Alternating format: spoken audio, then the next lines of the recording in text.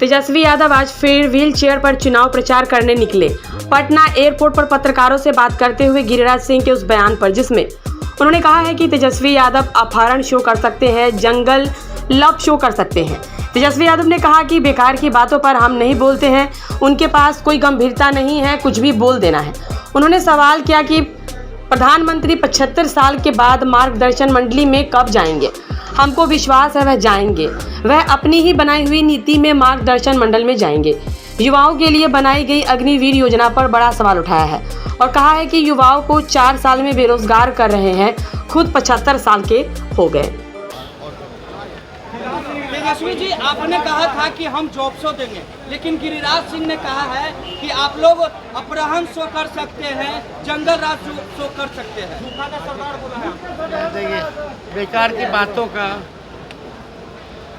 बिना तर्क की बातों का हमारे पास समय नहीं है कि फालतू के डिस्कशन में हम भाग लें, है ना।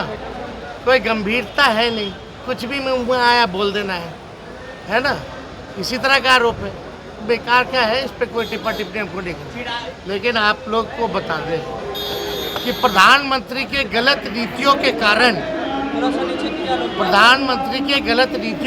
आज 25 करोड़ नौजवान जो है ओवर एज्ड हो गए।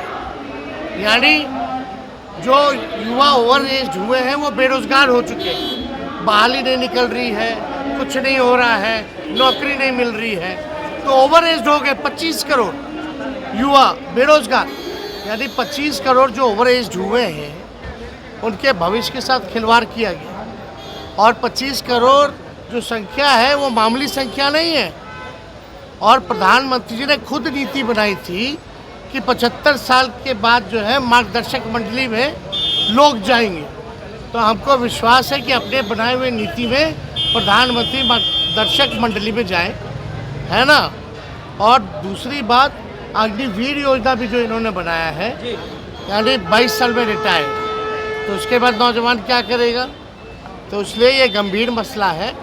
और जब 22 साल में इन लोगों को रिटायर कर रहे हैं, 25 करोड़ को ओवर एज्ड कर रहे हैं, तो खुद 74-75 साल के हो गए, तो मुझे विश्वास है अपनी बनाई हुई नीति में ये मार्गदर्शक मंडली में बैठेंगे।